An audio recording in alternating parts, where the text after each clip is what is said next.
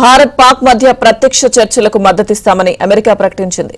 ఇరు దేశాల మధ్య చర్చలకు మధ్యవర్తిత్వం వహించేందుకు సిద్దమని ఇప్పటికే అమెరికా తెలిపింది.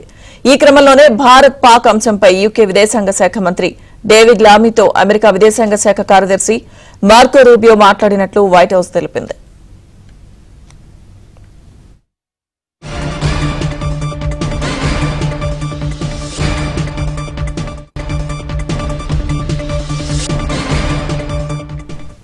భారత్ పాక్ మధ్య కాల్పుల విరమణ కొనసాగించడం, రెండు దేశాల మధ్య కమ్యూనికేషన్ మార్గాలను తెరిచి ఉంచడం ఎంతో ముఖ్యమని ఈ భేటీలో ఇరువురు నేతలు అభిప్రాయపడినట్లు అమెరికా విదేశాంగ శాఖ ప్రతినిధి టామీ బ్రూస్ తెలిపారు. కాల్పుల విరమణ అనంతరం ఇరు దేశాలు ప్రత్యక్షంగా చర్చలు జరపడానికి అమెరికా సాయం చేస్తుందని మార్కో రూబియో మరోసారి స్పష్టం చేసినట్లుగా టామీ బ్రూస్ వెల్లడించారు.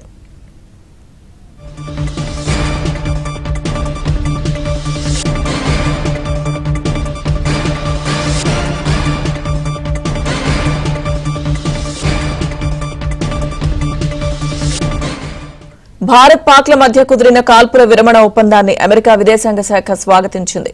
భారత్ పాక్ సంఘర్షణ నివారణకు తమ మద్దతు ఎల్లప్పుడూ ఉంటుందని ప్రకటించింది. భారత ప్రధాని నరేంద్ర మోదీ, పాక్ ప్రధాని షెహబాజ్ షరీఫ్ శాంతి మార్గాన్ని ఎంచుకోవడాన్ని అభినందిస్తున్నామని వ్యాఖ్యానించింది.